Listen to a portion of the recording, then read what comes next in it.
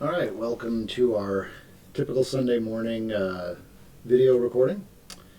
As you can see, I've got a video playing off to the left of me over here that is going to be a demonstration video of a rogue build that I've been working on, and as it plays and loops, we will go over the build itself.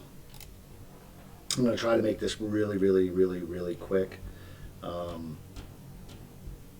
It's a flurry based build. I already completed the season with a Bloodwave Necromancer, and I wanted to do something a little different, so I chose to go with a flurry build. I've always liked the Rogue.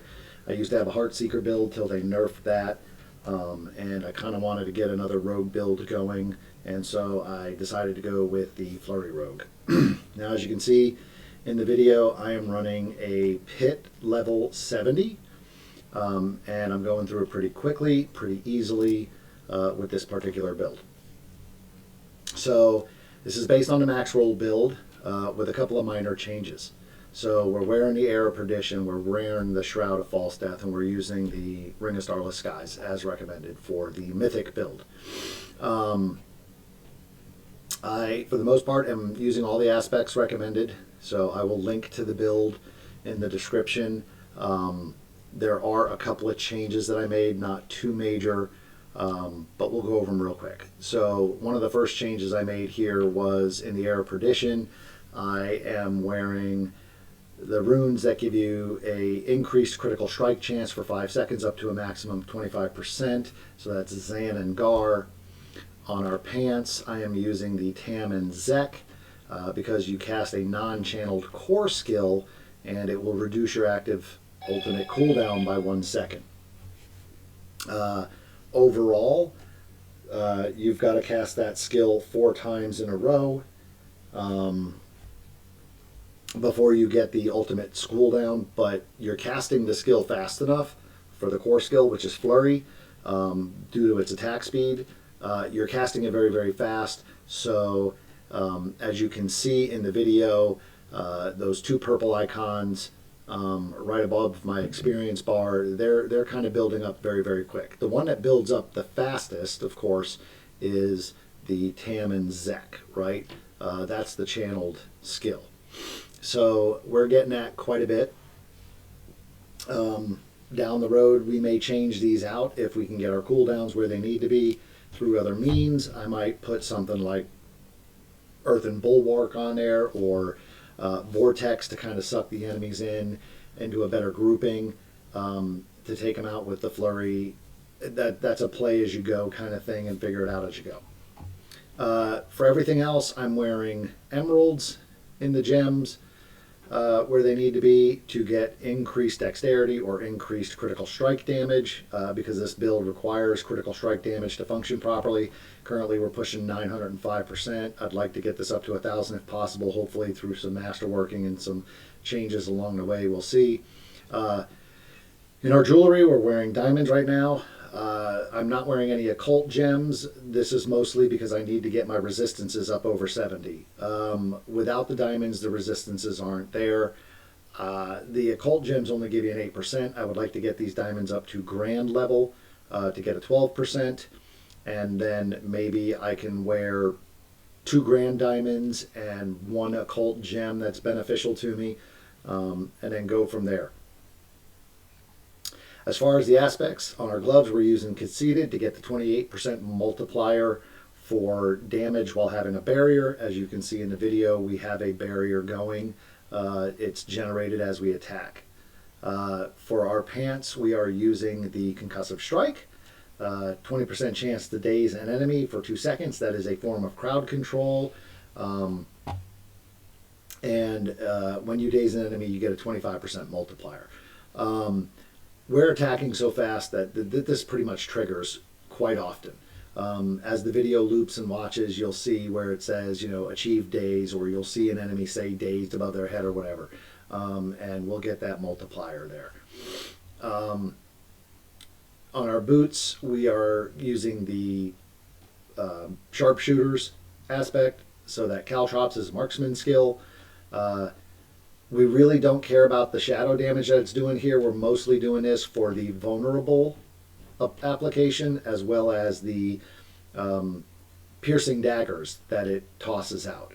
Those piercing daggers come up and go outbound from the caltrop circle, and so they will hit enemies around the caltrops and stuff, and within a certain range. And those caltrops daggers are part of caltrops, therefore they're applying chill based on the caltrops that we're using. So we'll get some chill effect going on there, and that will increase our damage through that. For the crossbow, we've got the encircling aspect on here, so that flurry damages enemies in a circle around us, gets 100 times multiplier. That is not maxed out yet, of course. None of my aspects are maxed out except for I think one. But because we're putting this aspect on a two-handed weapon, it gets multiplied. So it's the aspect itself is at 50%. It gives us 100% being on a two-handed weapon. On the amulet, we're using the apogeic or however that's said, Fuhrer aspect. Casting ultimate skill increases your ultimate damage by 14.4% per stack, up to 144% multiplicative. Once you hit your 10th stack, all of your cooldowns get reset, and the bonus itself gets reset. So you go back to starting at level 1 and stack up again. This happens very, very, very quickly because, again, of our attack speed. We are attacking so fast, as you can see in the video there. That those 10 stacks, they happen, they go away, they happen, to go away. It's just continuous. So we'll take it. Ring of Starless Skies is self-explanatory, right? Resource cost reduction and damage increase, plus the core skills plus that we're getting off it, and of course attack speed, lucky hit chance, right? Critical strike chance. On our ring here, we are using the breakneck aspect, so that flurry deals 49 times increased damage and has a 20% chance to stun enemies. Again, stun is a crowd control, so when we stun an enemy, that is going to kick in one of our other abilities that's going to give us damage multiplier on the skill side of things, so you want to go with that. We're using Vehement here for casting an ultimate skill, increases all of your damage by 29% for 8 seconds, and you get 2 additional ultimate skill ranks, so now your ultimate's doing that much more damage. And then on our other dagger here, critical strikes with core skills increase your attack speed. The faster we can attack, the more critical strikes we can put out, because our critical strike chance is currently just sitting at 67.9%.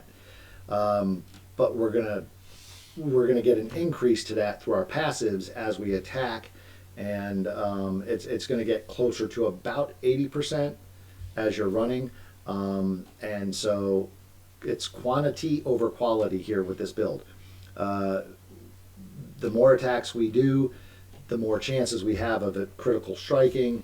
We're not doing a whole lot of damage, but we're doing enough damage and doing it fast enough that we are eliminating enemies pretty quick. As you can see, again, pit 70 in the video, and I'm still not maxed out on anything, and enemies are just kind of melting in front of me. And it's not because I'm doing billions worth of damage per attack or anything. I'm only doing tens of millions, but I'm doing those tens of millions so quickly that it's just a constant stream of damage. So it's quantity, not quality. And as you can see, level 70 boss, just once the ultimate kicks in, the damage just melted it. So that's what we're going here for. Real quick, as far as temperings, we'll go over to the jewelry first. We're looking for Shadow Clone duration. Shadow Clone is our ultimate attack, so we want to get the Shadow Clone to last as long as possible there, and we want to get cooldown on the Shadow Clone itself. Either cooldown on the Shadow Clone or cooldown of ultimate in general. Either one will work. Specifically, Shadow Clone cooldown is much better, of course, but the faster you can cool down your ultimate attack, and the longer you can make it last, the better, right? So we've got that on our amulet. We're also trying to get that on our ring. Down here on our daggers, we are going for Shadow Clone duration. And then we are going for chance for Shadow Clone to deal double damage. We're doing that on both of our daggers. So right now our duration here is what? 32% increase, a 30% increase, another 30% increase here, and then another roughly 30% increase here, right? So we've got like 100% increase of our Shadow Clone. I really wish there was a way to see exactly what the duration percentage is overall and not have to track it and do all that kind of junk.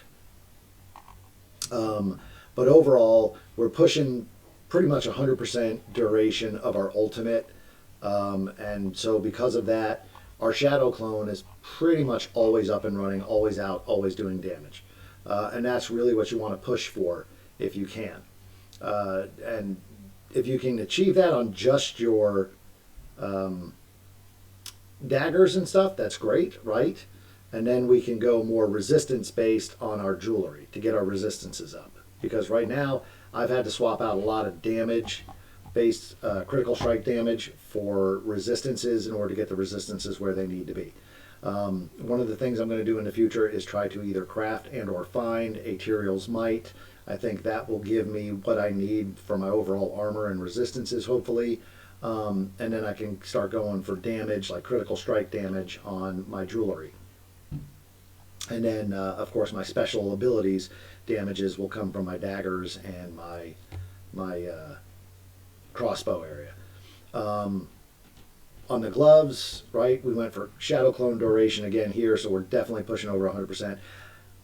I think I have enough Shadow Clone duration over on this side of the fence that I can probably change this out to something else. I still got 4 tempers, maybe something that will give me more defensive resistance or whatever it may be. But then we went for Flurry size here to make Flurry as big as possible, trying to make sure that we can cover a decent area of effect between us and our Shadow Clone, because the Shadow Clone benefits from whatever we're benefiting from. So if our Flurry size is bigger, the Shadow Clone's Flurry size is bigger. So when we hit a mob with that, he's hitting another mob close by, and he's helping to wipe stuff out really, really fast. If you can get it big enough, maybe you can clear out an entire screen. I don't know. Same thing on the pants here. We went with Flurry size, but instead of Shadow Clone duration, we went with total armor to get our armor up where it needed to be. Boots, we went with movement speed, and then Flurry size again. On the weapon, we went with damage to close enemies and a chance for Flurry to deal double damage. Now that might be another thing that we can put in here instead of Shadow Clone duration. Maybe on the gloves, if it's doable, we can put like damage to close enemies, because the higher we can get that, obviously the better, right? So most of this is pretty much what the Maxroll build requires or recommends. I've just made the few changes that work best to my playstyle. Now, specialization, I chose preparation for what it is. We get the ultimate skills reset and the 15% damage reduction.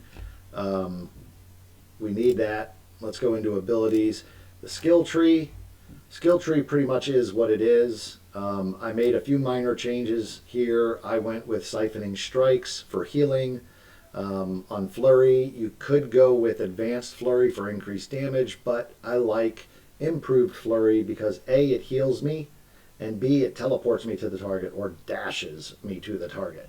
That's how I'm moving around so fast in the video, is I'm using the improved Flurry to dash from group to group. Over here, we took the Shadow Step, of course. The Shadow Step is something I only cast on bosses to get that initial stagger jumping up, and then Flurry gets it the rest of the way. We're taking Caltrops here. We are going with Methodical Caltrops because it applies cold damage and chills the enemies for 25% per second, right? So Caltrops is constantly being cast. Enemies are always in it, and the longer they're in it, the chill pretty much pushes towards frozen, increases damage, right? So we need that chills. 1 point in dash just to have dash for get out of trouble stuff. I altered this area here. I went with weapon mastery to get the 28% multiplier to healthy and injured enemies. And then I went with trick attacks because dazing or stunning an enemy increases the critical strike chance by 8% additive, up to 48%, but it also increases critical strike damage by 8% multiplicative, up to a 48%, and it does this for 5 seconds, right? So I'm always dazing, I'm always stunning, my critical strike chance is going up by 48%. I'm already sitting at 60%, so my critical strike chance is going to be over 100%, right? So I'm pretty much always critically striking, and then my critical strike damage, which is sitting at 900% right now, is going to boost up to a little over 1,000, roughly, or close to 1,000 because of this. So that's why I went with it. Grenades are what they are. I'm only going with enhanced grenades to get the 25% multiplier when I hit somebody or something with a grenade. Over here in our imbuements, we're not taking any imbuements. We're only taking some passives. 24% multiplied increased poisoning damage. And then alchemical advantage. Doing poison damage increases our attack speed and our lucky hit chance by 4% for 8 seconds, up to a max of 20%, so you get 5 stacks out of that. And we're dealing poison damage, right, through our flower of our witch power. That's where the poison damage is coming from. So it does poison damage.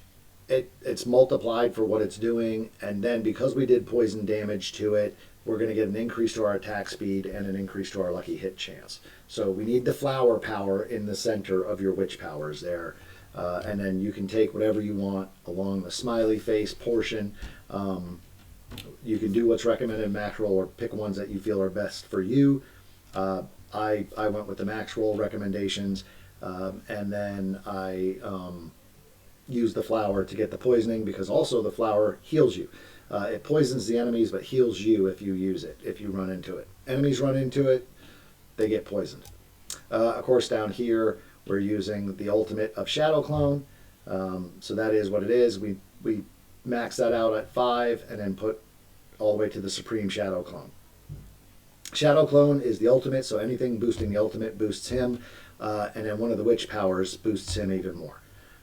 We go with Impetus, because after we move 15 meters, our next core skill or ultimate skill is going to deal 32 times increased damage. We're doing the Flurry Dash, moving everywhere, right? All over the place, dashing all over the place. So that is going to give us our 15 meters. Really quick, really easy. We're always casting a core skill, and we're always casting an ultimate skill. So as soon as we move, one of those times the core skill is going to get the 32 times boost. The other time it's going to be the ultimate. They're going to go back and forth off and on. Sometimes you might get more core boost versus more ultimate boost, or vice versa, right? But we'll take that. And then in conjunction with that, we're going to get the agility and subterfuge, which is our caltrops and our grenades. They're going to get their 20 times increase, because when the other guys aren't getting their bonus, the other guys are sitting waiting to get their bonus. So it's a flop back and forth, constant. You can't beat it. It's worth having. Somebody upstairs is doing something. We would go with the Aftermath, because while your ultimate is on your action bar, you heal for 2% of your maximum life. So the higher you can get your maximum life, the more healing you're going to get, right? And the more healing you get, the longer you're going to last. And then, of course, after you use an ultimate, you get 100 energy. You're constantly spending energy with this build through the flurry attack.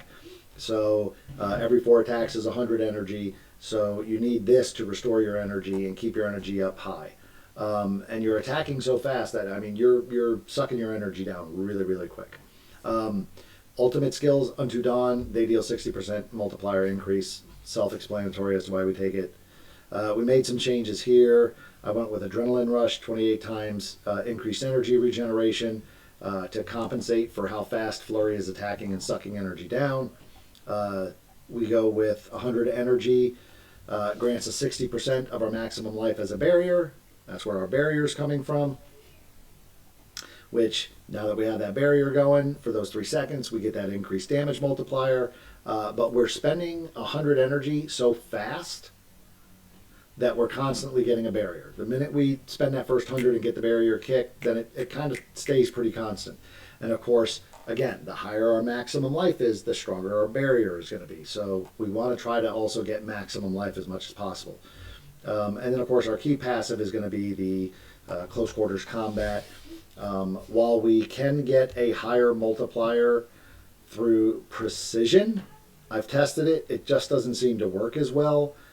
Because it's based off your critical strike damage bonus, and so I don't know, it just doesn't seem to work because you don't get it until you reach the 3 stacks, then consume the 3 stacks, right? And that happens fairly quick, but not as quick as the close quarters is. With close quarters, it's continuous, it's constant. Damaging an enemy with a marksman or cutthroat skills, so either our caltrops or our core skill, which is the flurry. Flurry is a cutthroat skill. We get that 15% attack speed bonus for those 8 seconds. And that just stays up and running all the time. But while both the attack speed bonuses are active, marksman or cutthroat, because you get it for each of them, right? You deal increased damage of 25% multiplier to close enemies. We're constantly casting marksman. Due to our cooldown, we cast it as much as we can. As you can see in the video, you see that I'm always casting it. The caltrops are always out, so I'm getting that boost from the marksman side, and I'm getting a boost from the cutthroat because of flurry. So therefore, close quarters combat is always triggering 127% multiplied continuous versus precision, which is a come and go, come and go, come and go. So I prefer close quarters combat. This board here is on the Maxroll page. It is the Max Paragon level board. They have different boards that you can look at. Just use the slider to move the boards. I went with the Max Paragon one because I'm trying to hit 300. I may change this because part of the problem with the build is resistances. You need to beef up your resistances. There are some better resistance boards that we could go with to get some more resistant, but at the same time, I don't know, we want things like Deadly Ambush, right? We want Frailty, Cheap Shot, whatever, Exploit Weakness, right? And then our No Witnesses or whatever. But the layout of the boards I might change, right?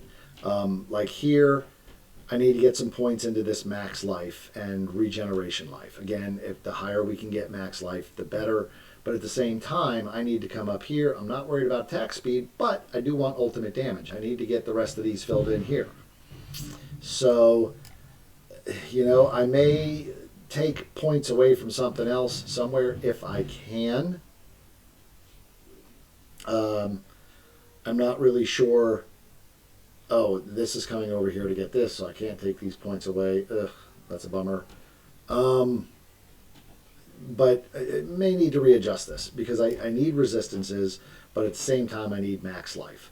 And it's really kind of difficult trying to balance it out, man. I also want to get the bonuses from, like, you know, X amount of strength multiplied by whatever percentage kind of thing, you know.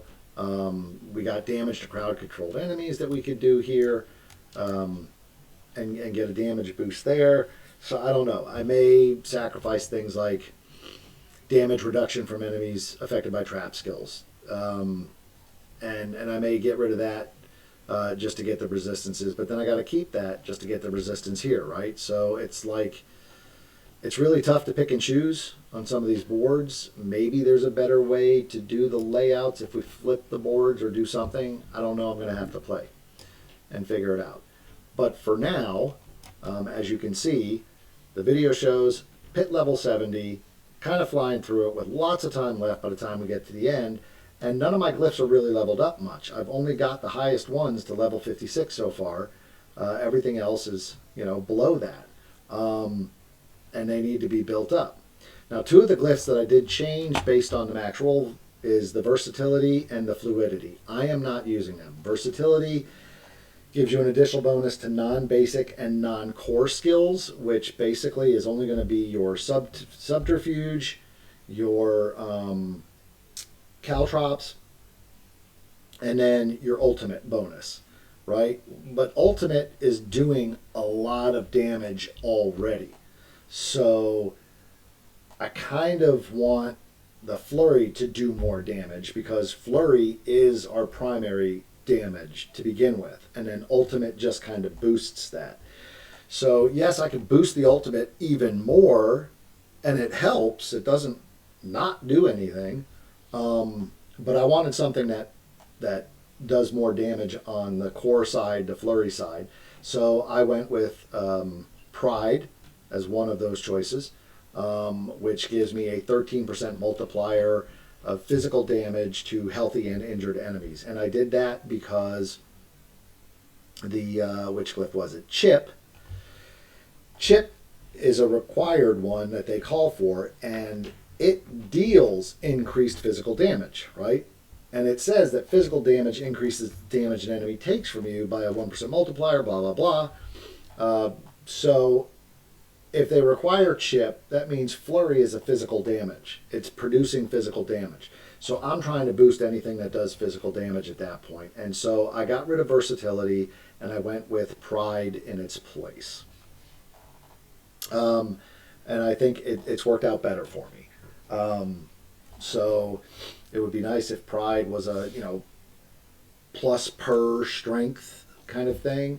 But it's not, so I may adjust the board there to steal some points away. Since pride only needs 25 strength, I don't need all these other strengths in the area here. Where are we? Right here, pride. So I might be able to take like this strength away, right? And I still have 29, and then I could put that strength elsewhere to increase another item that gives a strength boost. And so actually I think over here under control uses intelligence, and we get a boost for every intelligence we have.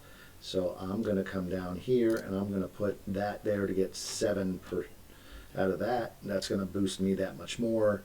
And yeah, we're going to be doing more damage there. So again, it's a constant going over and figuring it out. The other choice that I made here, I believe it was the turf, was for the damage reduction. I wanted the damage reduction, and it gives you a strength boost. It gives you a boost, right, when you do damage there.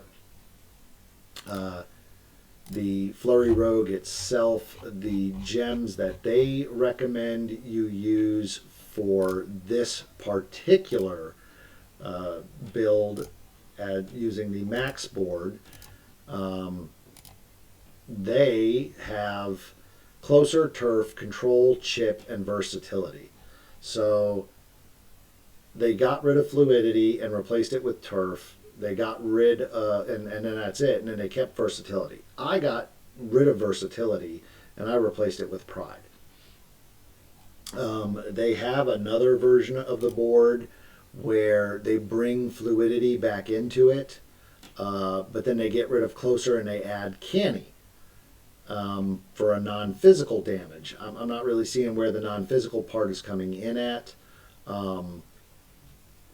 They also use combat to restore energy. I don't, that's for pit pushing. I don't understand that because you're giving up damage with closer and some of the others, and you're restoring enough energy that why would you use combat other than it gives you a 33.4% increased critical strike damage, and you're boosting your critical strike damage there more than anything. So we might look to go with that.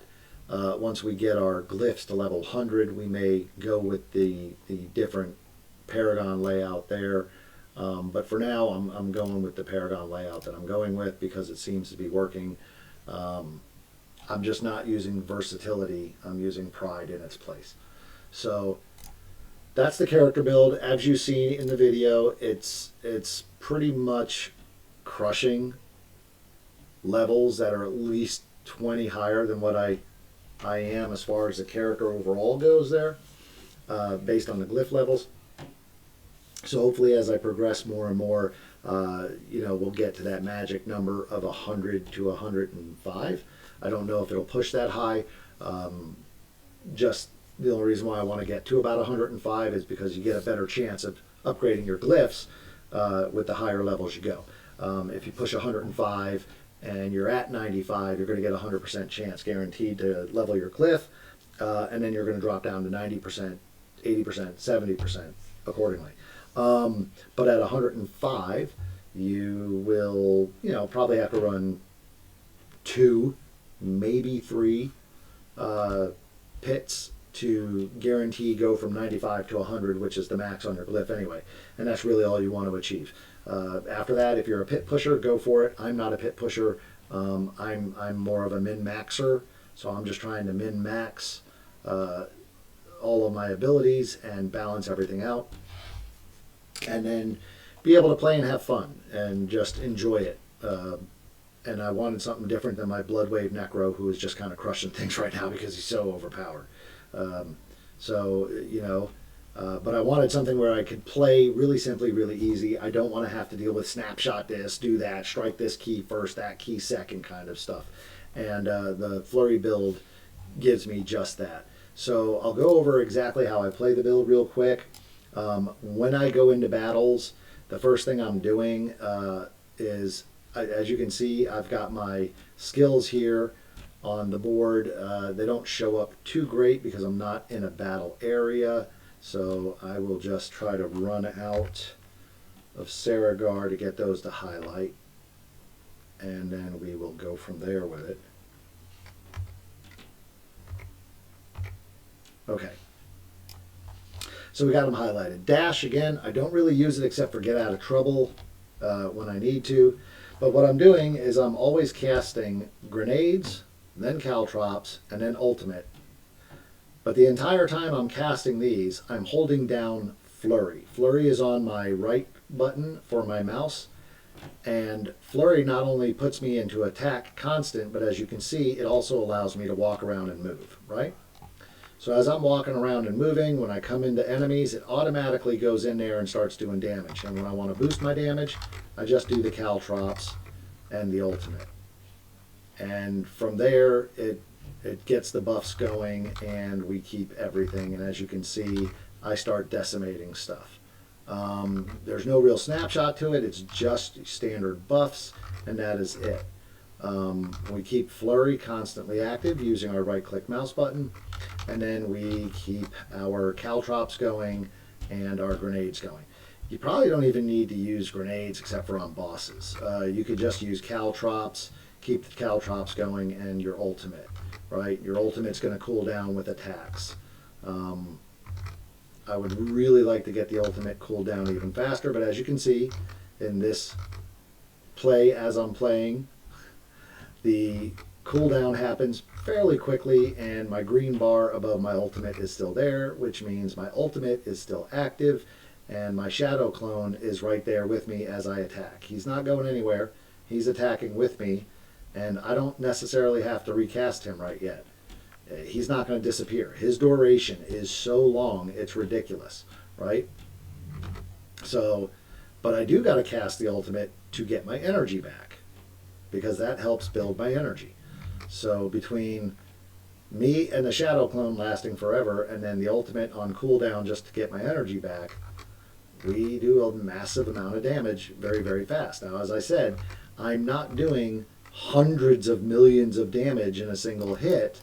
What I am doing is tens of millions of damage and in lots of hits, right? Each hit, again, resistances, they suck on this build. So that's the one thing that we got to get up. But if I'm doing 30 million per hit and I'm doing 10 hits in a second with as fast as the attack speed is here, that 30 million now becomes 300 million, right? And if you're consistently hitting 300 million for more than 10-15 seconds, you're just doing a mass amount of quantity-based damage as opposed to quality-based damage. And everything just kind of melts, right? And so that's how you play. That's how the gameplay goes. You hold down your right click. That allows you to walk around, but also keep your attack going at all times. And as soon as you get close enough to an enemy, you're going to dash to them and you're going to attack them. And then you get your caltrops going and your ultimate going, and your damage is going to skyrocket. And then you kind of crush through things. So that's the game play style that I like. I don't want to have to sit here and worry about, oh, I casted this spell first, then I got to cast this one second, and then this one third before I do an attack that snapshots all the buffs and then makes everything keep going at that point. And then periodically have to do this or that to maintain that snapshot.